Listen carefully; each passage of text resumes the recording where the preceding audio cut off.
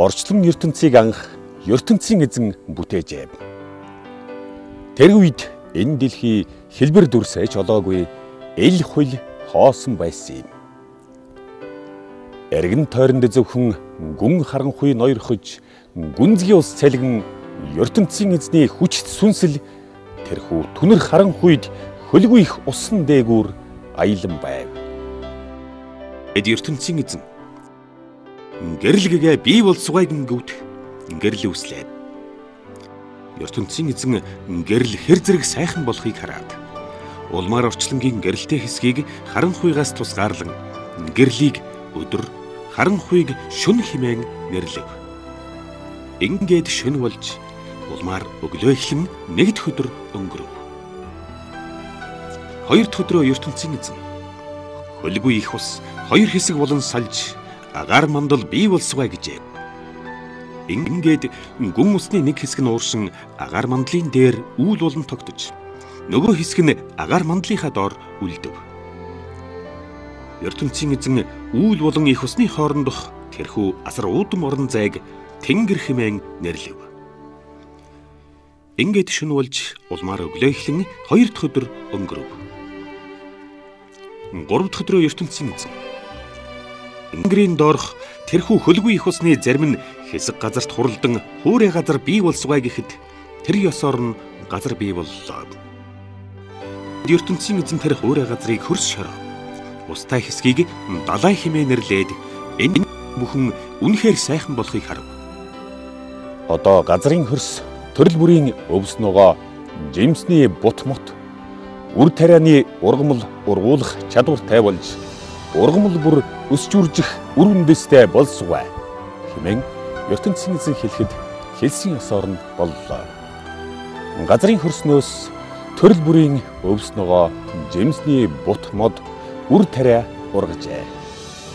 Энэ бүхэн хэр зэрэг сайхан болохыг ертөнцийн эзэн харав. Ингээд шөнө болж улмаар өглөө эхлэн гурав дахь өдөр өнгөрөв. Дөрөв дахь өдрийн ертөнцийн эзэн одоо өдөр шөнийн ялгааг харуулan тэнгэрийг байнга гэрэлтүүлэх эрхэс хэрэгтэй. Үгээр цаг хугацаа, улирал, он тооллыг тэмдэглэсвэ. Ансрын удамдах тэрхүү гэрэлт эрхэс газар дэлхийд гэрэл өгч байх болтугай гэхэд тэр нь ёсоор нь боллоо. Энэхүү ертөнцийн эзэн сансрын удамд асар том хоёр гэрэлт эрхсийг бүтээж хурц гэрэлтэй нь өдөр, бүдэг гэрэлтэй нь шөнийн цагт гэрэлтэж байхаар болголоо. Мөн шөнийн цагт гэрэлтэн харагдах оддын ертөнцийг бүтээв. Ингээд дэлхийг гэрэлтүүлэх эрхсүүд тэнгэрт бий боллоо. Тэнгэрийн тэрхүү эрхсүүдээр өдөр шөнийг ялгаж, өдрийн тод гэрэл шөнийн харанхуйгаас ялгаатай болов. Ингээд бүтээсэн бүхэн нь хэр зэрэг сайхан болохыг ертөнцийн эзэн харлаа. Дараа нь шөнө болж улмаар өглөө эхлэн дөрөв дэх өдөр өнгөрөв. Тав дахь өдөр ертөнцийн эзэн далайн уснаас усанд сэлгэж амьтад бий болж агаарт нисэх жигүүртэн шувууд бий болог гэлээ. ертөнцийн эзэн далайн аварга биетнүүд болон төрөл бүрийн усны амьтад агаарт нисэгч төрөл бүрийн жигүүртнүүдийг бий болгов. Бүхэн хэр зэрэг сайхан болсныг ертөнцийн эзэн харлаа.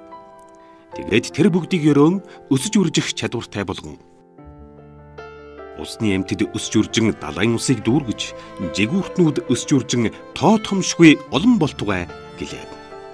Ингээд шөнө болж улмаар өглөө эхлэн тав дахь өдөр өнгөрлөө. Зургаат дахь өдөр нь ертөнцийн эзэн газар дэлхийд төрөл төрлийн амьтад хевлэр явгчд, шавж хорхой, мөн түүнчлэн тэжээвэр амьтад бий болсугай гэлээ. Ийхүү хэсий ёсоор нь болж ертөнцийн эзэн төрөл төрлийн амьтад хевлэр явгчд, шавж хорхой, мөн түүнчлэн тэжээвэр амьтдыг бүтээв. Бүхэн маш сайхан болсныг ертөнцийн эзэн харав. Тэгээд ертөнцийн эзэн одоо далайн амьтад, жигүүртэн шувууд, зэрлэг болон тэжээмэл амьтад, хөрст дэлхий болон түүнд амьдрагч бүх мөлхөгчдийг захирах хүнийг бид өөртөөгөө адил төстэйгээр бүтээх болно гэлээ. Ийхүү ертөнцийн эзэн өөртөөгөө олон талаар адил төстэй, эрэгтэй эмэгтэй хүн гэгчийг бүтээв. Тэгээд тэднийг өрөөхтөө үр удамч нь улширч өтгөн болоод газар сайгүй амьдарч дүгээрч барахгүй тэнгис далайн амьтад тэнгэрт нисэх жигүүртэн шувууд болон газар дээр амьдрагч бүх амьтныг захирч энэ дэлхийг эзгэн сүгэ. Төнцийн эзэн эрэгтэй эмэгтэй хүнд хамдан харагтун газар дэлхийн үр тарианы ургамал болон үр жимст бут мод бүрийг бие та нарын хоол тэжээл болгон өглөө. Мөн төрөл бүрийн өвс ногоон ургамлыг энэ дэлхийн бүх амьд биетэн тэжээвэр болон зэрлэг амьтад жигүүртэн шувуу хэвлэр явгчдын идэх хоол болголоо гэхэд хэлсэн ёсоор нь болов. Ингээд ертөнцийн эзэн бүтээсэн бүхний харахад бүрэн төгс сайхан байлаа.